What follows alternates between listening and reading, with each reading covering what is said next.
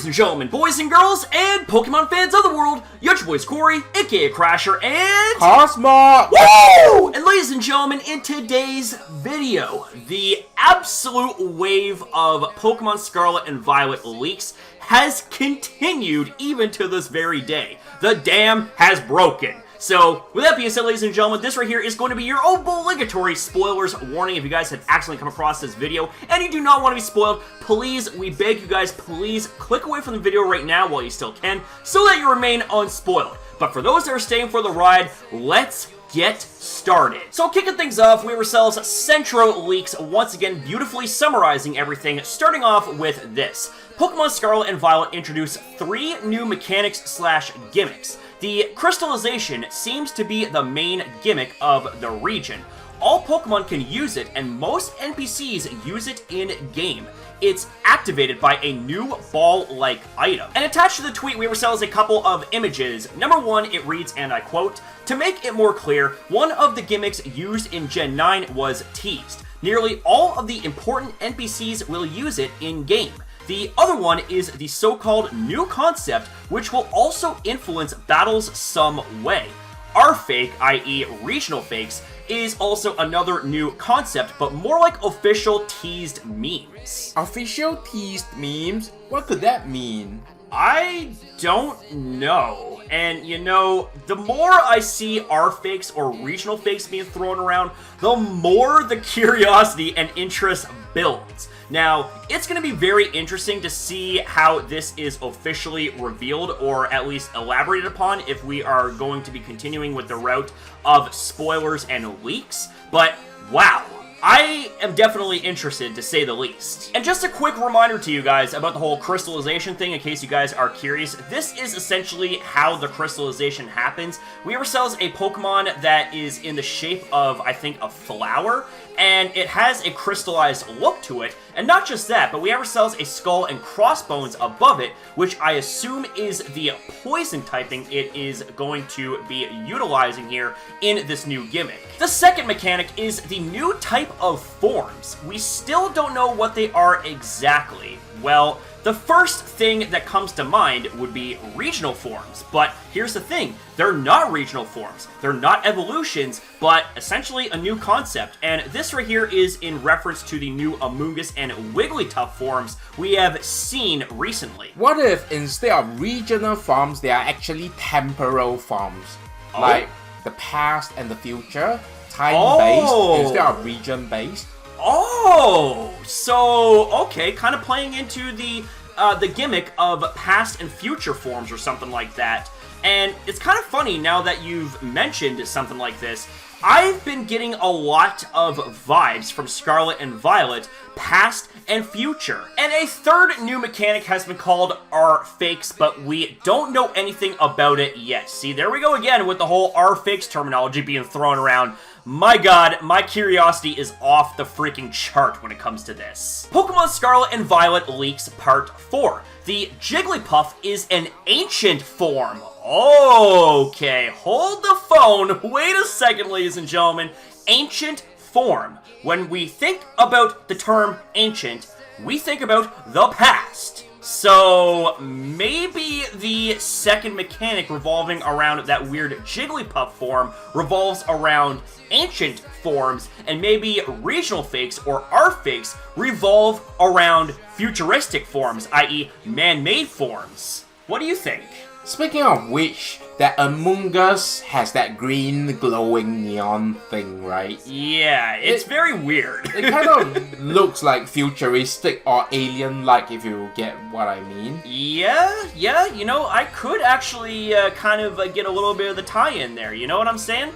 Definitely interesting stuff. The crystallization gimmick seems to power up types, so it's like gaining an additional stab or same type attack bonus. For example, you can power up a Pikachu to get a fire type boost, but it won't get additional weaknesses. So, My interpretation out of this is that even though you get a fire-type boost, you aren't going to suffer from the weaknesses that the fire typing has. So as an example, you would have your fire-type Pokemon be weak to water, rock, and ground, but in this scenario here with Pikachu, Pikachu would not inherit those weaknesses, but would get a fire-type boost instead.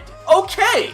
That right there is sounding pretty damn snazzy. There are lots of mistranslations going around regarding the gimmick, and the reality is that nobody knows for sure which is the exact way it works. So take it with a grain of salt. When the Pokemon returns to its Pokeball, the crystallization ends. So does that mean that that new gimmick actually lasts for multiple turns? I guess based on how this is worded and how we are interpreting things, it sounds like that this gimmick lasts as long as the Pokemon using that gimmick is on the field. So this gimmick lasts as long as the opponent is on the field. So this gimmick could last as short as 1 turn, or it could last as long as, like, oh god, 20 turns, 30 turns, 50 turns. I mean, alright, this is sounding like a very, very unique and interesting gimmick. But it seems to do better in offensive-based strategies rather than defensive strategies. Yeah, that's kind of how it sounds. I mean, rather than using this gimmick to gain an additional typing for defensive purposes, you are not inheriting that typing officially, but you are inheriting the typing in terms of getting a boost when it comes to the power of that move type. So it does sound very offensive based so far. Gyms can be done in any order, however there is no scaling. Okay, that is interesting. So it sounds like that we could go right straight to the 8th gym and get beaten to a pulp by, like, super overpowered and over-leveled Pokemon. Okay, they're definitely, like, keeping with the whole open world thing that they are saying that this game is going to have. And it seems like a throwback to Kanto. Yeah, kind of, sort of, because while Kanto wasn't exactly open world, there were many ways that you could complete the gyms in various orders. You know what I'm saying? There was not exactly any clear-cut order aside from battling the first, I think, 2 gyms first, and then you could decide from there which gyms you wanted to tackle. But this right here takes things to an extreme level in that scenario. You must clear 3 routes/quests to see the ending. Okay, not entirely sure how to interpret that, but let's keep going. Those are not past, present, future. We don't know what they are exactly. You can rebattle gym leaders. Thank God for that, because I think having only 1 battle with the gym leader, especially if that gym leader and or the battle is epic and memorable, it would kind of suck if you could not rematch those gym leaders. Hypno is back, but doesn't have a new form. Bidoof, Beedrill are not in the game. You mean to tell me that the god Pokemon itself, Bidoof, is not in the game? That right there is, oh my god, that is beyond blasphemy. That is sacrilege. Like, how could you do that to Bidoof, the god overpowered Pokemon? Seriously, Game Freak? Wow, you just incurred the wrath of Bidoof and you don't even know it. Apparently, you can play soccer with Pokemon? The hell? Is that like a reference to Pokemon Unite? I have no idea. I have absolutely no idea. Like, what the hell? The soccer thing is not true. It was just a joke. Oh, please ignore it. Hey. God damn it, Centro. What are you doing? Don't freak us out like that.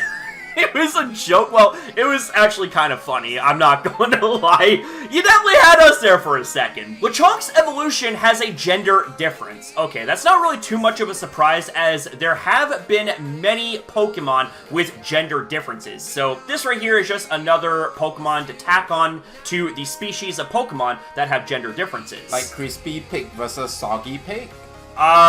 Who knows? Who knows? Crispy cooked pig versus raw pig. Yummy! Mimikyu and Magikarp are in, but not Applin.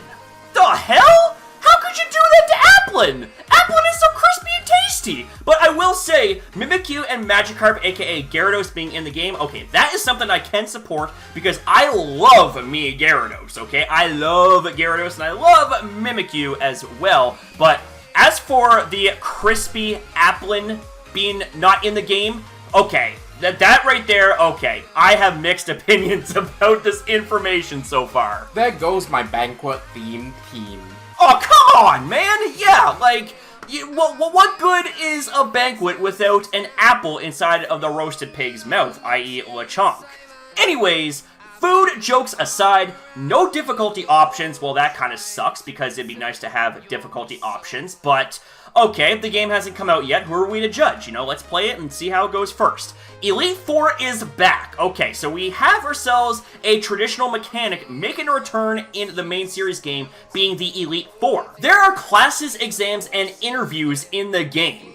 Okay, this right here is a first. Now, I am, funnily enough, getting Sun and Moon vibes out of this. Just check me out on this. So, in the Alola region, rather than taking on the Gym Challenge, you would take on the Island Challenge, meaning you would be completing trials on the islands, and it was vastly different from the typical Gym Challenge formula that many generations have used. But now we have ourselves the formula of classes, exams, and interviews. So could we have ourselves a different type of challenge to go off of when it comes to the main story? Or is this perhaps maybe a side quest sort of thing where you take classes, exams, and interviews? Who knows? Well, for me, I'm having Sword and Shield vibes with this. Remember Opal's gym? Okay, yeah, I do. I remember. It was crazy. It was very crazy and unique. There were quizzes. Yes, I remember. So, essentially, you know, if I am understanding what you're getting at here, maybe this right here could be something that is like sprinkled in here and there rather than being one of the main focal points in the game, but it's just kind of like sprinkled in for gimmicks and for laughs, essentially. Is that what you're kind of getting at here? Yeah, maybe. Well, who knows? Who knows how it's going to go when it pertains to this particular line here. Also, apparently, there's a hammer Pokemon, or at least one that uses a hammer. What the hell? So, okay, are we going to be getting ourselves a hammer Pokemon, i.e. like maybe a tool hammer, or maybe like Thor's hammer, or Mjolnir, like if you are familiar with Norse mythology or something like that? Or are we going to have ourselves a Pokemon that uses a hammer, maybe a carpenter type of Pokemon, or I don't know. Like, that right there is definitely humorous to me. Or a split evolution for Haxorus. Or maybe Conch Elder? I don't know. Like, this... Okay. Okay. I'm definitely intrigued. Okay, so that right there is enough leak coverage for one day, and wow, what an interesting batch of leaks to cover and react to. My god. I am definitely more and more curious and excited about Pokemon Scarlet and Violet. But with that being said, ladies and gentlemen, what did you guys think? What did you guys think of what we talked about here in this video? And does this make you more excited for Pokemon Scarlet and Violet, or does it make you less excited for Pokemon Scarlet and Violet? Whatever your guys' feedback happens to be, we'd love to hear you guys out in the comments down below. And that's it for the video, ladies and gentlemen, so we want to say thank you guys very much for watching. If you guys enjoyed, consider liking and subscribing, and especially comment your thoughts down below, because we love hearing from you guys. Always have, that won't ever change, so thank you guys again for watching. Have yourself a fantastic day or night, depending on your time zone, and we'll see you guys in the next one.